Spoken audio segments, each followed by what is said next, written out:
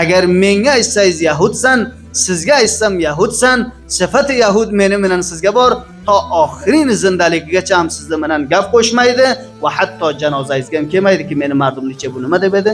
Yahud deb edi.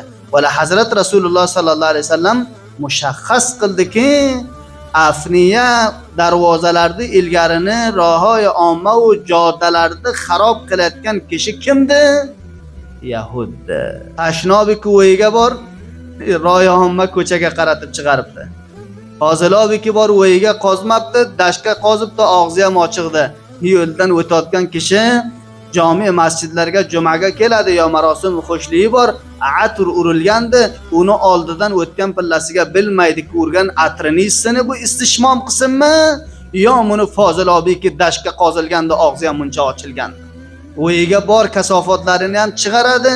Joylariki mushaxxas tayin qilinganda o'rga yeltarga havsalasi yo'q mo'min kishini shuni ko'chagining ustiga taylaydi. Kulini ham shu ko'chaning ustiga taylaydi. O'tgan qaytgan ham bor. Bunga nima aytadi Nasora? La'nat deydi. Alloh fano bersin.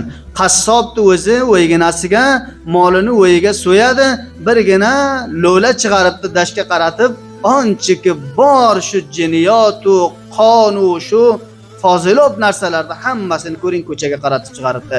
Nima uchun? Mardum bilsinki sohib buni o'yiga ro'zona bir mol so'yiladi. Xabari biz yo'qki sifati yahudga muttasib bo'lib ketadi va Alloh va uni payg'ambarini oldiga kim bilan hashr bo'lamiz? Yahud millati bilan hashr bo'lamiz. Tahiru bu afniyatakum. Hazrat Rasuli giromi aytdilarki, sizlar pok qilinglar o'ylaringni ilgarisini. Fa innal yahuda la tutahhiru afniyataha. Yaqinan millati yahud pok qilmaydi afniyasini, o'ylarini ilgarisini.